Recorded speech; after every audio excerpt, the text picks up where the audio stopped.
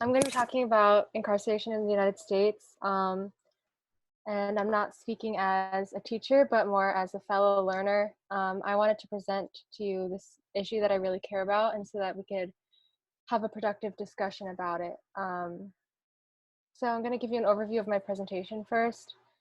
Even though I was invited to speak about prison labor, I want to not jump right into it and instead first talk about incarceration in the US, the history of it, its origins up to today. Because if I only spoke mostly, or if I only or mostly spoke about prison labor, I might be implying that we should focus on reforming prison, but or so that things like prison labor can be more just. However, I think is prison labor wrong is a secondary question to are prisons wrong? So as I roughly sketch out the origins of incarceration in the US up to today, we can think about whether abolition, which is against the system, is more just than reformation, which is with the system. Um, ah. So yeah, I think when we try to understand the whole story, we can be more informed about how we react to what exists today. So yeah, let's go right into origins of prison. Let's start with post-slavery.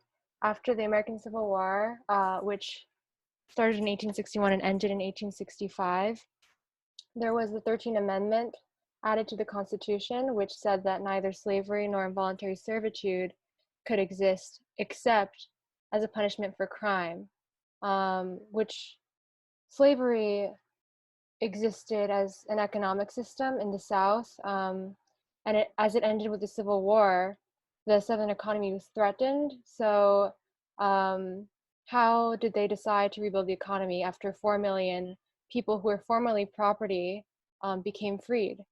So, after the Civil War, African Americans were arrested en masse. They were arrested for extremely minor crimes like loitering or vagrancy, and then they provided labor. And in order to justify this mass incarceration, there was a mythology of black criminality that was perpetuated throughout the nation. And an example is the film Birth of a Nation. I'm not sure if you're familiar, but it's a black and white, really old film that was that exploded in popularity after it was released. And even Woodrow Wilson had a private screening of it and called it history written with lightning. I would disagree. I hope that you do too. It depicted the Civil War the way that many white people wanted to tell it at the time.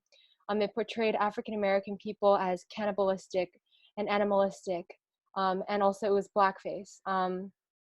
There's a famous scene where a black uh, man tried to rape a white woman, but then the white woman threw herself off a cliff because she would rather do that than to be raped by a black male criminal.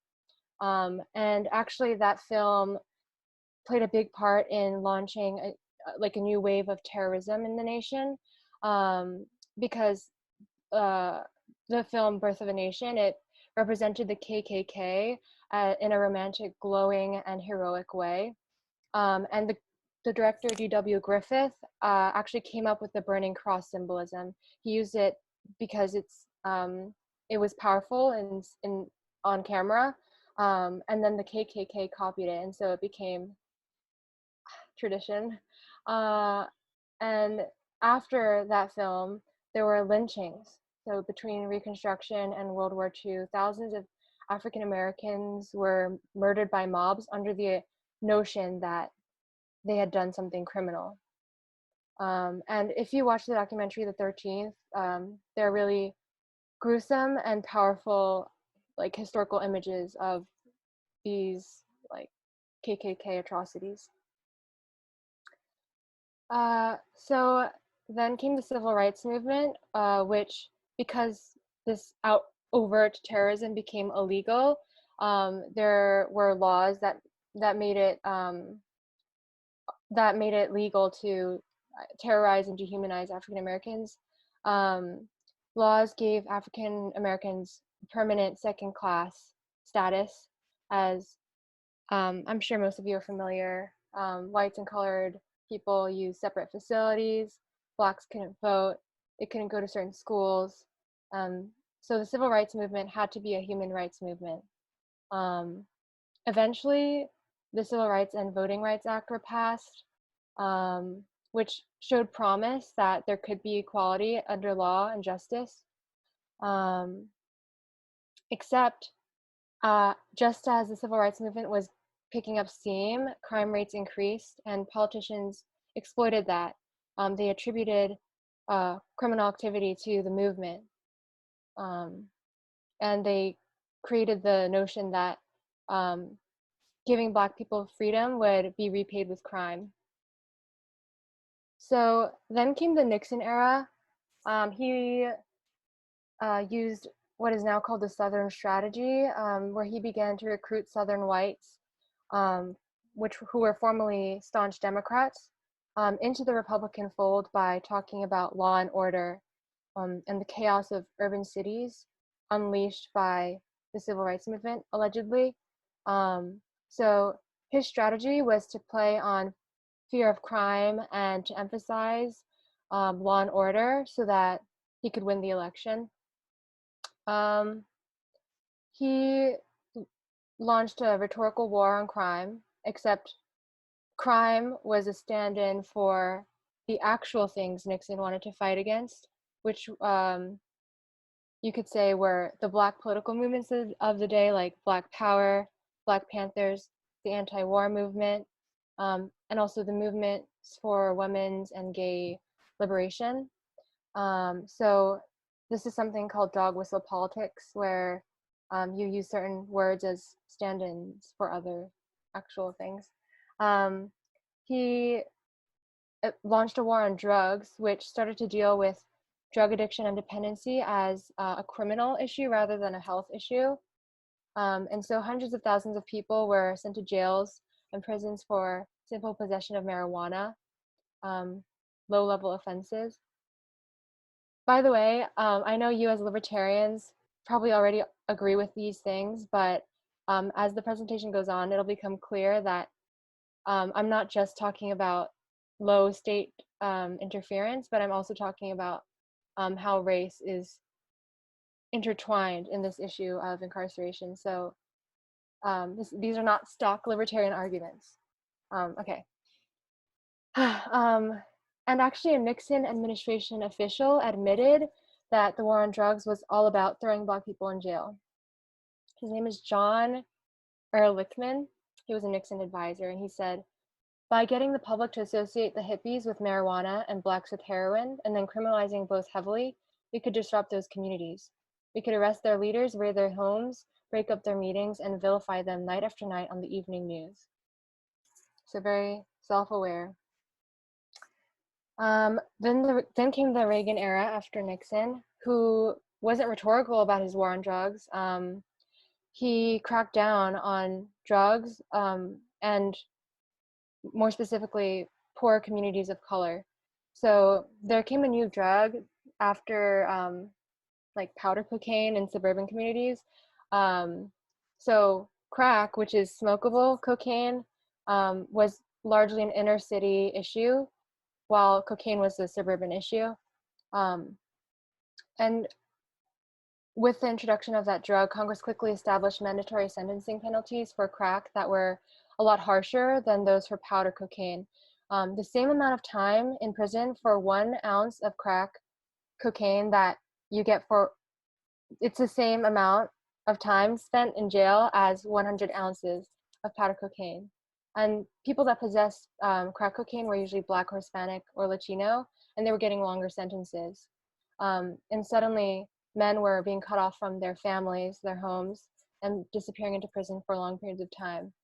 So what Reagan's war on drugs actually was criminalizing economic inequality, the hypersegregation in America's cities, and the problem of drug abuse.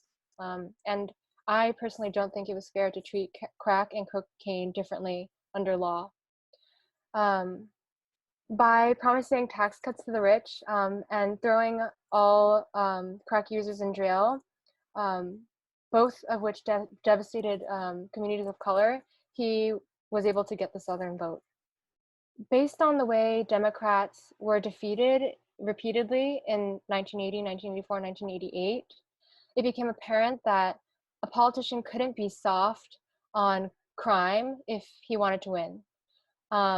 So, for example, in 1988 was Bush opposing Dukakis, and Dukakis had a double-digit lead over Bush until Bush's campaign focused on one particular issue, which is, you'll realize what it is when I read a quote from his campaign ad.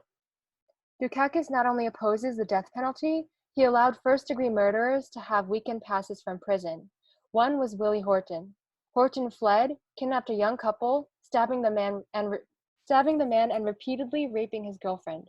Weekend prison passes, Dukakis on crime. Another of Bush's ads said, "Which candidate for president can you count on to be tough on crime? George Bush." So Bush won the election by creating fear around Black men as criminals, using Willie Horton's image without actually saying outright that that was what he's doing. So in 1992, Bill Clinton ran with Al Gore, and originally conservatives won against soft liberals by being tough on crime, and then finally these Democrats realized that if both sides were tough on crime, then the conservatives had no advantage in that aspect. So one of their ads said, "They don't think the way the old Democratic Party did. They've sent a strong signal to criminals by supporting the death penalty." So then Clinton won. Then came the Clinton era. And he, over time, introduced three regulations on crime, and I'm going to explain each of them.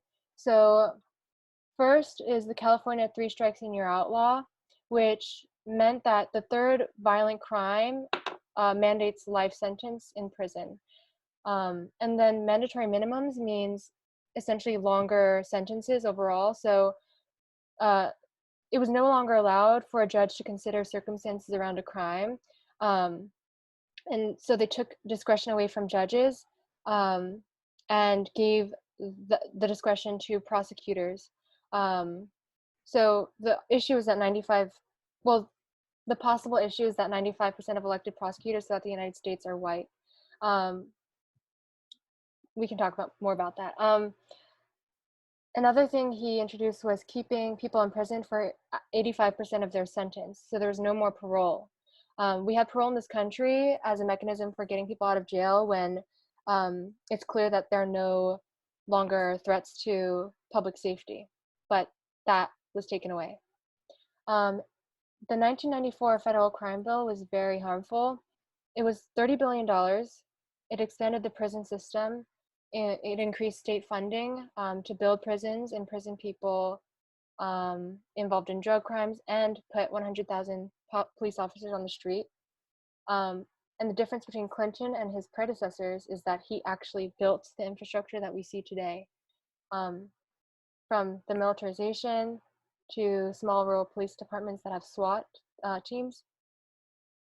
And Clinton actually admitted his mistake later on. He said, "Because I signed a bill that made the problem worse, and I want to admit it, there were longer sentences, and most of these people are in prison under state law, but the federal law set a trend, and that was overdone. We were wrong about that." So yeah, the three policies I mentioned forced millions of people into jail who would otherwise not be in jail. Okay, so now we're going to talk about prisons currently. Some statistics about the US that were used at the beginning of the 13th documentary I recommended. 5% of the world's population is in the US, yet we have 25% of the world's prisoners. Our prison population was 300,000 in 1972 and is 2.3 million today. We have the highest rate of incarceration in the world. Of course, these statistics require a bit of analysis to understand what they actually signify and the problems they signify, but I wanted to put that out there. And here's a very libertarian quote. It appeals to your love of freedom, so I included it. "We are a nation that professes freedom, yet we have this mass incarceration, this hyper-incarceration that is trawling into it, grinding into it our most vulnerable citizenry, and is overwhelmingly biased toward people of color." Cory Booker. I wanted to tell you about something called ALEC, which I'll elucidate after talking about a specific story involving one of their laws that they created. So the story is that there's a man named George Zimmerman who was armed with a gun and followed a quote unquote suspicious 17-year-old kid after the dispatcher told him not to follow the kid. They ended up on the ground in a fight, and then Zimmerman shot and killed the kid, whose name was Trayvon Martin. The police couldn't arrest Zimmerman because of the Florida law called Stand Your Ground, which says that you can kill someone if you feel threatened, even though Zimmerman was the one with the gun following a kid around. It's very tragic. So Stand Your Ground was written by ALEC, which now I'll explain to you what that is. It's a political lobbying group that writes laws for Republicans, and its members are politicians and corporations. Corporate members get to propose laws to their political counterparts, most of whom are Republicans. And at ALEC meetings, task force meetings, corporations or like lobbyists secretly vote as equals with lawmakers on bills that those lawmakers will then introduce to become state laws. And roughly 1 in 4 state legislators are members of ALEC. So ALEC has been around for over 4 decades, influencing our laws.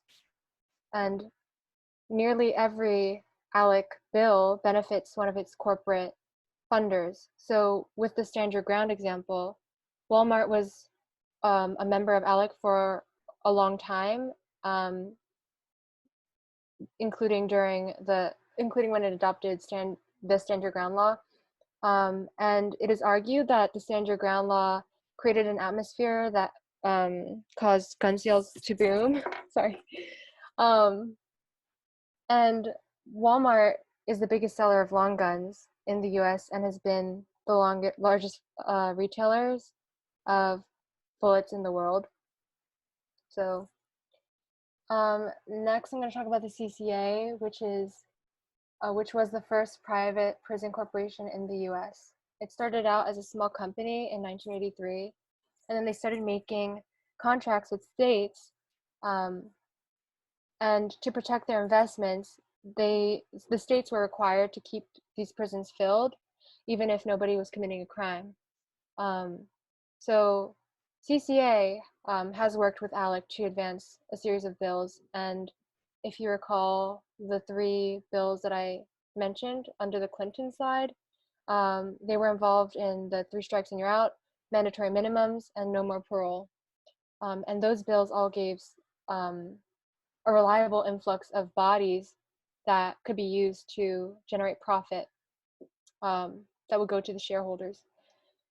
So it's alarming that something like the CCA has been shaping crime policy across the country through ALEC, and not just prison privatization, but the increase in criminalization.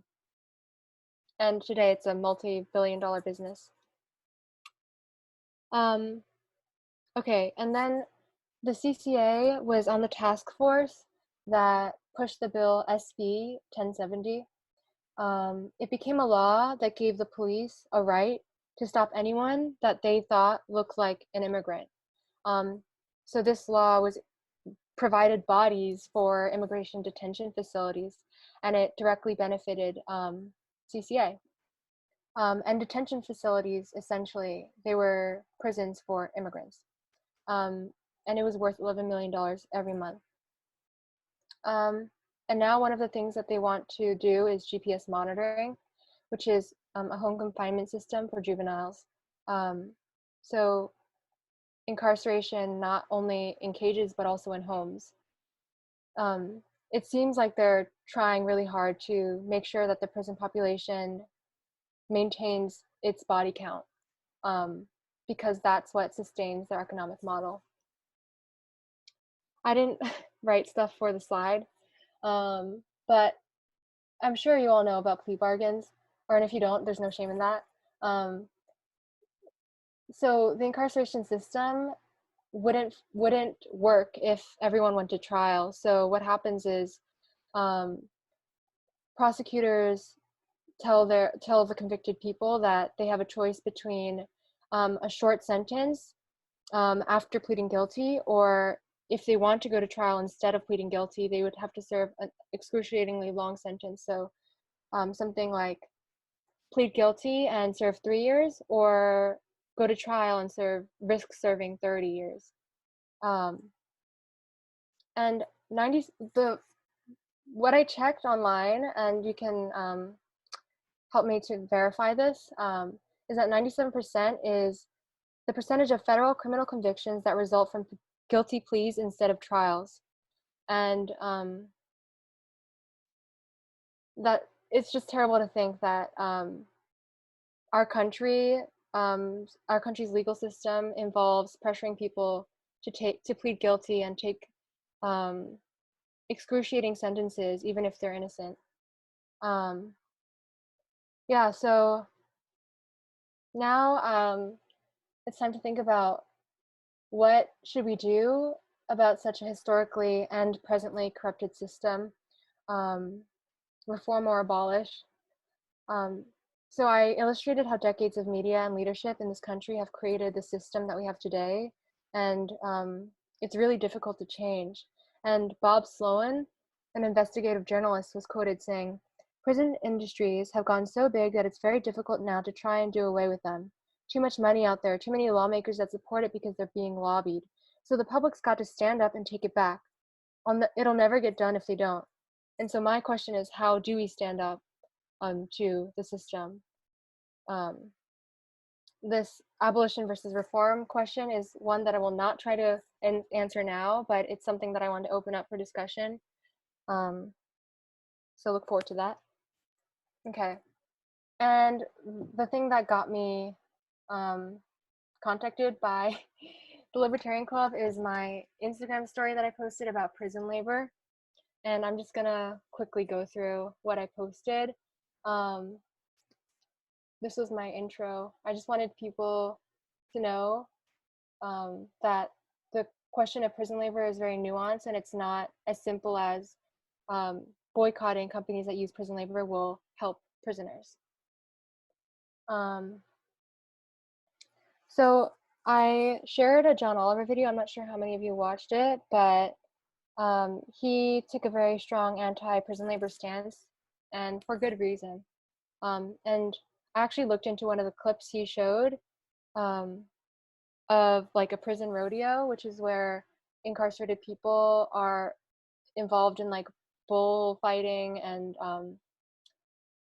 like sitting at a table doing poker as like an angry bull charges at them.